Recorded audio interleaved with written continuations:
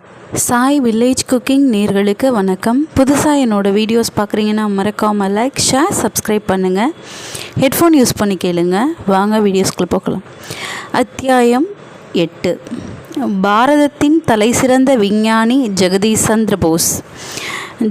ஜெகதீஷ் சந்திர போஸ் அவர்களின் கண்டுபிடிப்பாகிய கம்பியில்லா தந்தி மார்க்கோனிக்கு முந்தையது. சிந்தனையை தூண்டும் இக்கருத்தை தற்செயலாக கேட்டதும் நான் நடைபாதை ஓரமாக அறிவியல் விவாதம் செய்து கொண்டு சென்ற பேராசிரியர்கள் குழுவின் சமீபத்தில் சென்றேன். அவர்களுடன் சேர்ந்து கொண்டதின் காரணம் என் இனப்பெருமையாக இருந்ததால் அதற்காக நான் வருந்துகிறேன். பாரதம் ஆன்மீகத்தில் மட்டுமல்லாது இயற்பியலிலும் பெரும் பங்கு வகிக்க முடியும் என்ற உண்மையில் எனக்கு இருந்த ஆர்வம் மிகுந்த அக்கறையை என்னால் மறுக்க முடியாது. நீங்கள் என்ன சொல்கிறீர்கள் ஐயா? அப்பேராசிரியர் விளக்கி உதவினார். முதலாக ஒரு கம்பியில்லா இணைப்பையும் மின் அரை சிதறலை எடுத்து காட்டுவதற்கான கருவியையும் கண்டுபிடித்தவர் போஸ்தான். ஆனால் இந்த பாரத விஞ்ஞானி தன் கண்டுபிடிப்புகளை வியாபாரமாக்கி லாபமடையவில்லை. அவர் சீக்கிரத்திலேயே உயிரற்ற ஜடப்பொருள்களிடமிருந்து உயிருள்ள பொருட்களிடம் தன் கவனத்தை திருப்பினார். தாவர இயல் நிபுணராக அவருடைய புரட்சிகரமான கண்டுபிடிப்புகள் இயல்பியல் நிபுணராக அவர் கண்டுபிடித்த முக்கியமான சாதனைகளையும் மிஞ்சிவிட்டன. இதை எனக்கு அறிவுறுத்தியவருக்கு நான் மரியாதையுடன் நன்றி செலுத்தினேன். அவர் மேலும் கூறினார், அந்த உயர்ந்த விஞ்ஞானி மாநில கல்லூரியில் என் சகோதர பேராசிரியர்களில் ஒருவர். அடுத்த நாள் அந்த ஞானியை என் வீட்டிற்கு அருகிலேயே இருந்த அவர் வீட்டில் சந்தித்தேன். வெகு நாட்களாகவே ஒரு மரியாதையான தூரத்திலிருந்து அவரை பாராட்டி வந்தேன்.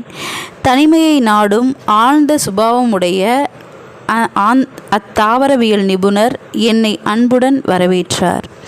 அவர் அழகாக, திடகாத்திரமாக, சுமார் 50க்கு மேல் வயதுடையராகவும், அகன்ற நெற்றி, அடர்த்தியான கேசம், எங்கோ கனவுலகத்தில் நிலைத்திருப்பதை போன்ற கண்கள் உடையவராகவும் இருந்தார்.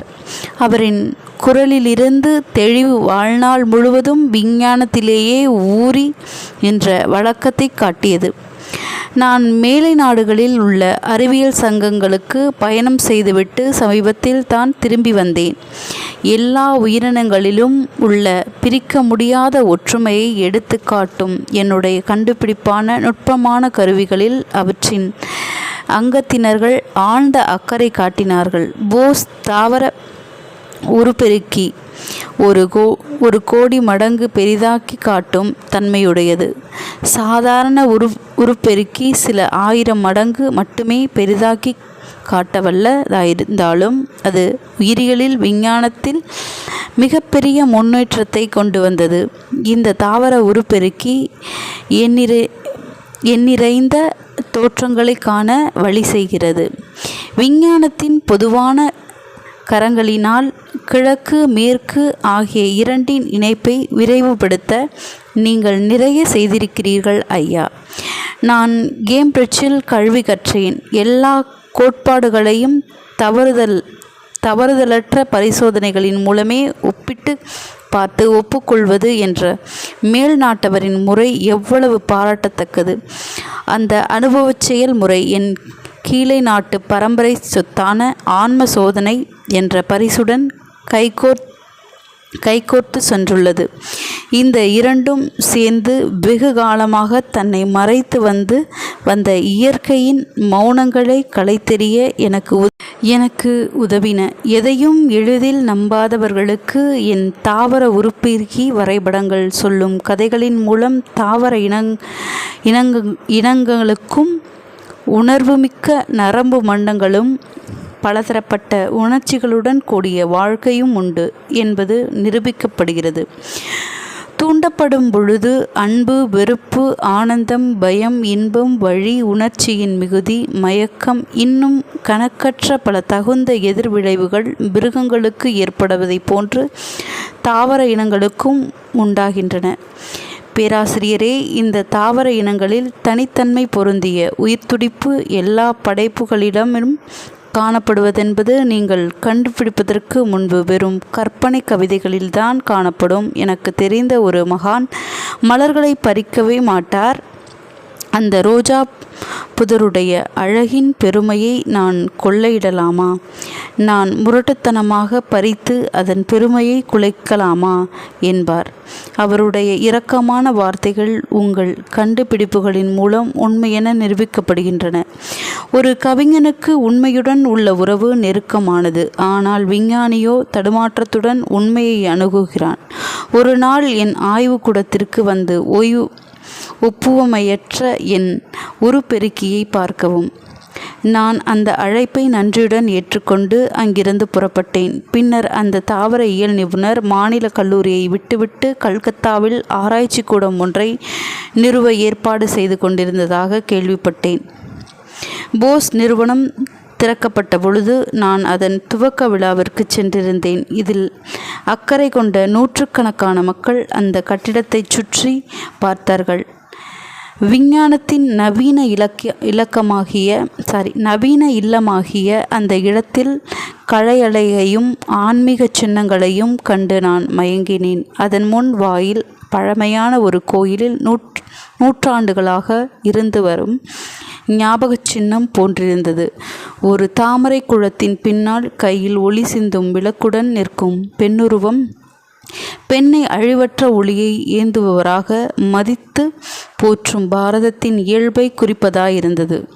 தோட்டத்திலுள்ள ஒரு சிறிய கோவில் புலன்களுக்கு அப்பாற்பட்ட அருவ நிலைக்கு அர்ப்பணிக்கப்பட்டதாக இருந்தது. பீடத்தில் எந்த உருவச்சிலையும் இல்லாது எங்கும் நிறைந்துள்ள தெய்வத்தின் அழிவின்மையை குறித்தது.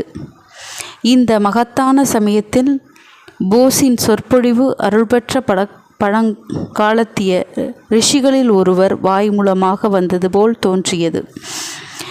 நான் இந்த நிறுவனத்தை வெறும் ஆய்வுக்கூடமாக மட்டுமின்றி ஒரு கோயிலாக அர்ப்பணம் செய்கிறேன். மக்கள் குழுவியிருந்த அந்த சபையில் மீது அவருடைய வணக்கமான கம்பீரம் கண்ணுக்கு புலப்படாத ஒரு மேற்போர்வையைப் போல் கவிழ்ந்திருந்தது. நான் ஆராய்ச்சியை மேற்கொள்கையில் இயற்பியல் மற்றும் உடற்கூறு இயல் ஆகியவற்றின் எல்லைக்கு என்னை அறியாமல் இட்டு செல்லப்பட்டேன். உயிருள்ளவைகளுக்கும் உயிரற்றவைகளுக்கும் இடையே எல்லை கோடுகள் மறைவதையும் தொடர்பு புள்ளிகள் தென்படுவதையும் நான் மிகுந்த வியப்புடன் கண்டேன். உயிரற்ற பொருட்கள் வெறும் ஜட பொருட்களாகவே கருதப்பட்டன. ஆனால் கணக்கற்ற சக்திகளின் செயலுக்கு உட்படுத்தப்பட்ட பொழுது அவை தீர்வித்தன. எல்லாவற்றிற்கும் பொருந்துகிற ஓர் எதிர் செயல் உலோகம். தாவரங்கள் மற்றும் பிராணிகள் இவற்றை ஒரு பொதுவான விதியின் கீழ் கொண்டு வந்திருப்பதாக தோன்றுகிறது. அவை அனைத்தும் களைப்பு, சோர்வு, திரும்பவும் குணமடைதல், அதிக மகிழ்ச்சி, எந்த பிரதிபலிப்பையும் தோற்றுவிக்காத நிரந்தரமான மரணம் ஆகிய குணங்களை வெளிப்படுத்தின.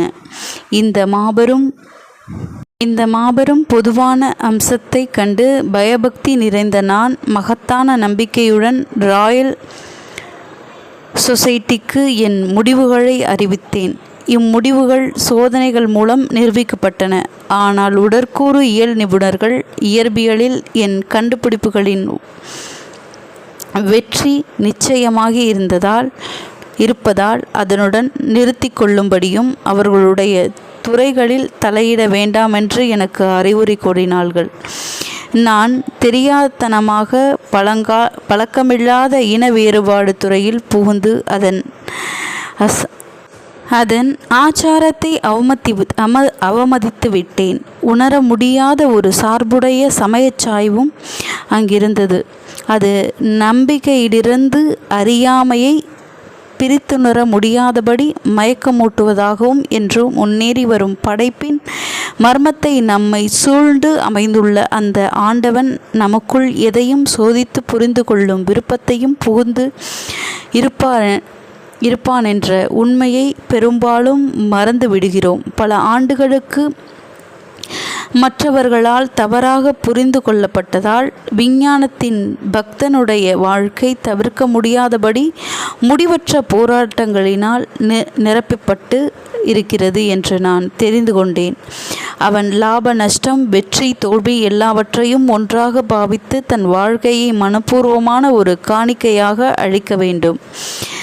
காலகிராமத்தில் உலகத்தின் முன்னோடியாக விளங்கும் விஞ்ஞான சங்கங்கள் என் கோட்பாடுகளை முடிவுகளையும் ஒப்புக்கொண்டு விஞ்ஞானத்திற்கு பாரதத்தினுடைய பங்கின் முக்கியத்துவத்தை அங்கீகரித்தன. சிறிய அல்லது வரையறைக்குட்பட்ட ஏதாவது பாரதத்தின் மனதை என்றாவது திருப்திப்படுத்த முடியுமா?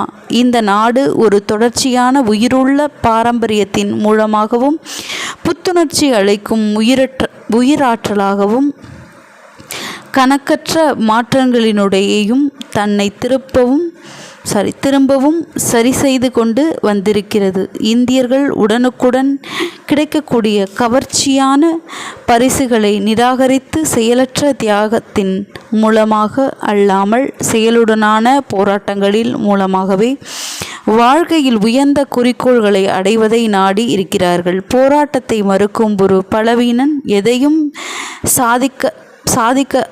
சாதிக்காததுடன் தியாகம் செய்யவும் எதுவும் இல்லாதவன் முயற்சி செய்து வென்றவனாலேயே அவனுடைய வெற்றிகரமான அனுபவத்தின் பலன்களை அளிப்பதன் மூலம் உலகத்தை மேன்மையடைய செய்ய முடியும். பொருளின் எதிர்வினை பற்றியும் தாவர வாழ்வின் எதிர்பாராத வெளிப்படைகளையும் பற்றியும் போஸ் ஆய்வுக்கூடத்தில் ஏற்கனவே செய்யப்பட்ட பணி இயற்பியல், உடற்கூறு, மருத்துவம், விவசாயம் மேலும் உளவியலிலும் கூட விரிவான ஆராய்ச்சிகளுக்கு வழிவகுத்துள்ளது.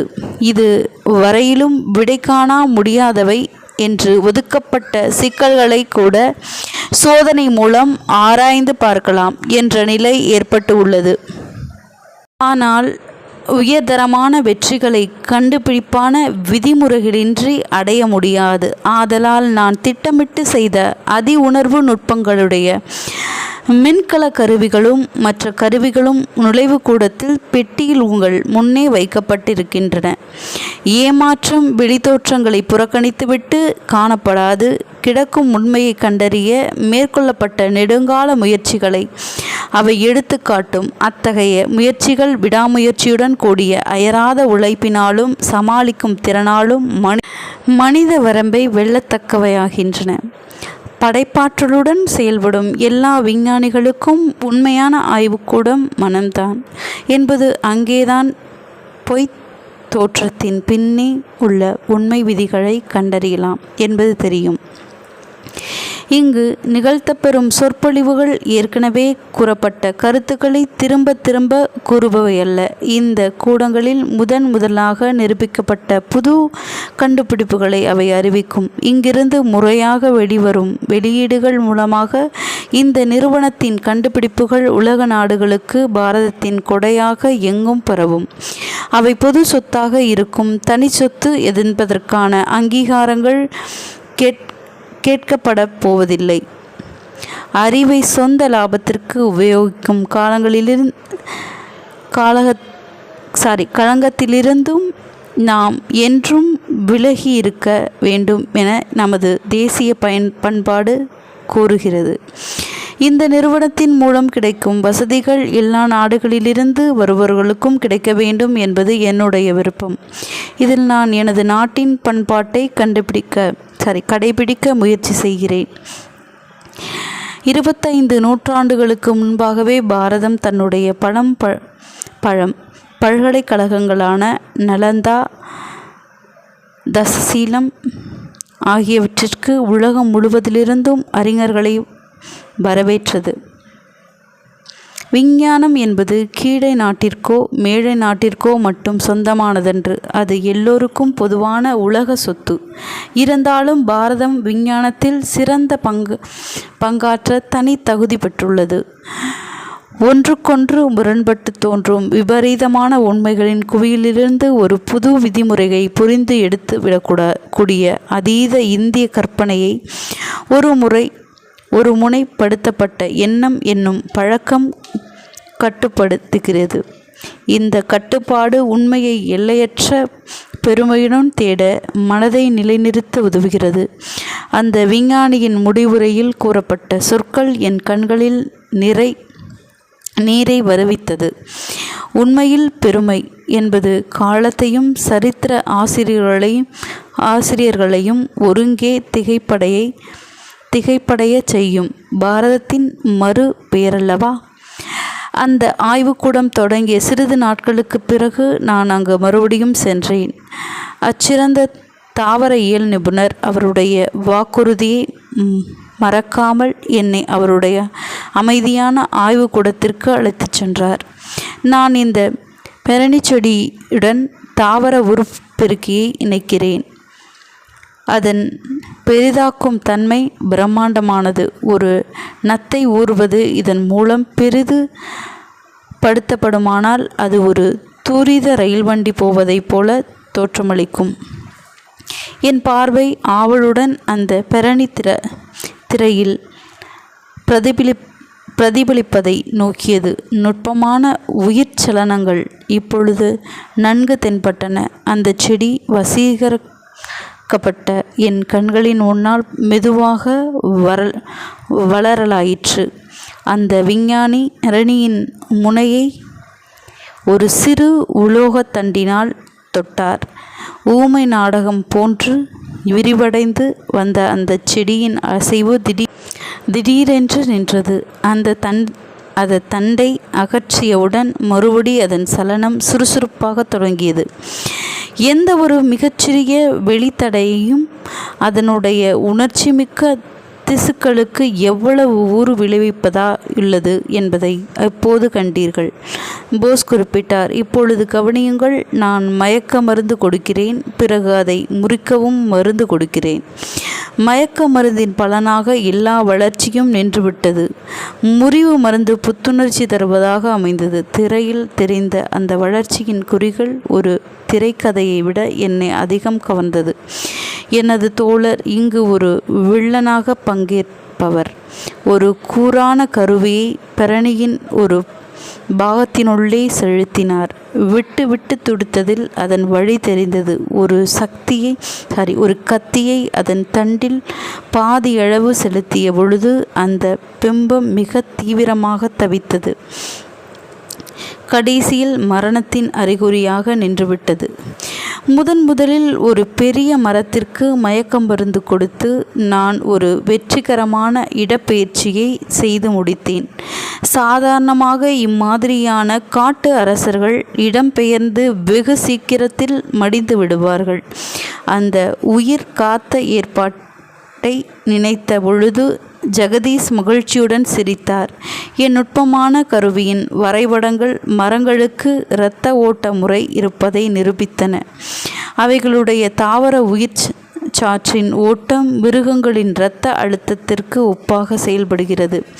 இந்த உயிர்ச்சாற்றின் ஏறும் ஓட்டம் தந்திக்கு கவர்ச்சியை போன்றது என்று சாதாரணமாக கூறப்படும் வாதங்களினால் விளக்க முடியாது. தாவர உருப்பெருக்கி மூலம் உயிருள்ள செல்களின் செயலாக இந்நிகழ்ச்சி வெளிப்படுத்தப்படுகிறது. மரத்தின் அடிவரை செல்லும் ஒரு உருளை குழாயிலிருந்து வெளிவருகின்றன. சுருங்கி விரியும் அலை போன்ற இயக்கத்தினால் உண்மையில் இக்குழாய் ஓர் இதயமாகவே இயங்குகிறது எனலாம். நாம் ஊன்றி பார்க்க இயற்கையின் பலதரப்பட்ட உருவங்களை ஒரே மாதிரியான திட்டம் இணைப்பது கண் கூட தெரிகிறது. அந்த மகா விஞ்ஞானி இன்னும் ஒரு போஸ் கருவியை காண்பித்தார். நான் உங்களுக்கு ஒரு தகரத்துண்டில் சில பரிசோதனைகளை செய்து காண்பிக்கிறேன். உலோகங்களிலுள்ள உயிர் சக்தி வெளியிலிருந்து கொடுக்கப்படும் தூண்டல்களுக்கு சாதகமாகவே அல்லது பாதகமாகவோ இயங்குகின்றன. மை அடையாளங்கள் இவற்றின் பல விதி எதிர் செயல்களை எடுத்துக்காட்டும்.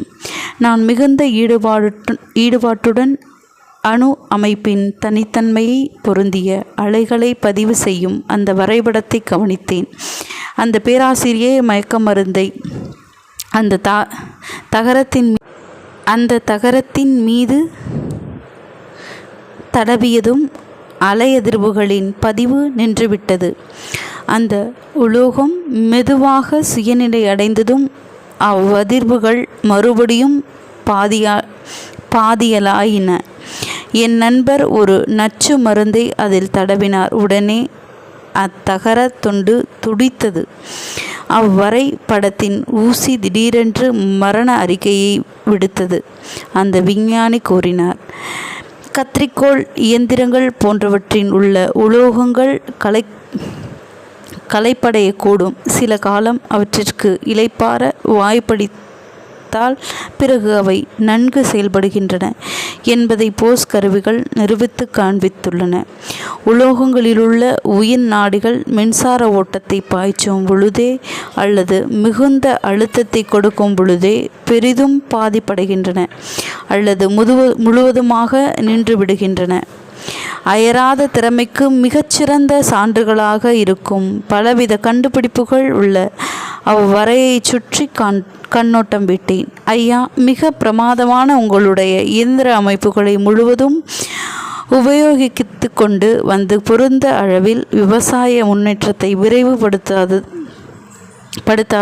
வருந்தத்தகவும் பலதரப்பட்ட உரங்களினால் தாவர வளர்ச்சிக்கு உண்டாகும் விளைவுகள் ஆய்வுக்கூடத்தில் விரைவாக பரிசோதித்து எடுத்துக்காட்ட அவைகளின் சிலவற்றை எளிதில் கையாள முடியாதா? நீங்கள் சொல்வது சரியே. வரும் தலைமுறைகள் போஸ் கருவிகளை கணக்கற்ற வழிகளில் உபயோகப்படுத்தும் ஒரு விஞ்ஞானி அவர் வாழும் காலத்திலேயே புகழை அடைவது மிக அரிது. ஆக்கப்பூர்வமான சேவையினால் கிடைக்கும் மகிழ்ச்சியே போதும். அந்த அயர்வற்ற விஞ்ஞானிக்கு மனமார்ந்த நன்றியை தெரிவித்துவிட்டு நான் விடை பெற்றேன். அந்த அறிஞரின் வியக்கத்தக்க அறிவு வளம் என்றாவது குறைய முடியுமா என்று நான் எண்ணினேன். ஆண்டுகள் நகர்ந்தாலும் அவரது கண்டுபிடிப்புகள் குறையவில்லை. மிக மிக நுட்பமான இசை ஒளி வரை கேட்டு கருவி, ரெசோனன்ட் கார்டியோகிராஃப் கண்டுபிடித்த பின் போஸ் கணக்கற்ற இந்திய தாவர வகைகளில் விரிவான ஆராய்ச்சியை தொடர்ந்தார். நம்ப முடியாதபடி பெருமளவில் பயனாளிக்கும் மருந்துகளை விவரிக்கும் நூல் ஒன்று வெளியிடப்பட்டது. அந்த வரைகோட்டுக்கு கருவி ஒரு வினாடியின் 100 பாகத்தை தவறின்றி அப்படியே படமாக காட்டும் வகையில் அமைக்கப்பட்டிருந்தது. தாவர, மிருக மற்றும் மனித அமைப்பில் உள்ள கணக்கற்ற நாடி துடிப்புகள் இசை ஒளி பதிவுகளின் மூலம் அளக்கப்படுகின்றன. அத்தரை சிறந்த தாவர இயல் நிபுணர் அவருடைய வரைகோட்டு கருவி பிராணிகளை கூறு போடுவதற்கு பதிலாக தாவர வகைகளை கூறு போட்டு பார்க்க உபயோகப்படும் என்று முன்கூட்டியே கூறினார். ஒரே சமயத்தில் ஒரு தாவரத்திற்கு ஒரு பிராணிக்கும் கொடுக்கப்படும் மருந்து ஆச்சரியப்படும் வகையில் ஒரே விதமான பலனை ஏற்படுத்துகின்றது என்று அவர் சுட்டிக்காட்டினார். மனிதனிடம் உள்ள ஒவ்வொரு இயல்பும் தாவரத்தில் ஏற்கனவே அமைந்துள்ளது. தாவர வகைகளை பரிசோதிப்பது பிராணி மற்றும் மனித இனங்களின் துன்பங்களை குறைக்க உதவும். பல ஆண்டுகளுக்கு பிறகு போஸினுடைய முன்னோடியான தாவர கண்டுபிடிப்புகள் மற்ற விஞ்ஞானிகளால் உறுதிப்படுத்தப்பட்டன. 1938 கொலம்பியா பல்கலைக்கழகத்தில் செய்யப்பட்ட பணியை பற்றி நியூயார்க் டைம்ஸ் பத்திரிகை பின்வருமாறு குறிப்பிடுகிறது. கவி ரவீந்திரநாத் தாகூர் இந்தியாவின் இந்த இலட்சிய விஞ்ஞானியின் உயர்ந்த நண்பர் ஆவார். அவருக்காக இந்த இனிமையான வங்காள கவிஞர் பின்வரும் வரிகளை எழுதியுள்ளார். நன்றி. அடுத்த அத்தியாயம் அடுத்த வீடியோஸில் பார்க்கலாம். என்னோடய வீடியோஸ் பிடிச்சிருந்ததுன்னா மறக்காமல் லைக், ஷேர், சப்ஸ்கிரைப் பண்ணுங்கள். நன்றி. சில இடங்களில் என்னோடய வாய்ஸ் தடுமாற்றமாக இருக்கும், மன்னிக்கவும். அடுத்த வீடியோஸ்லேருந்து கிளியராக போடுறேன். நன்றி.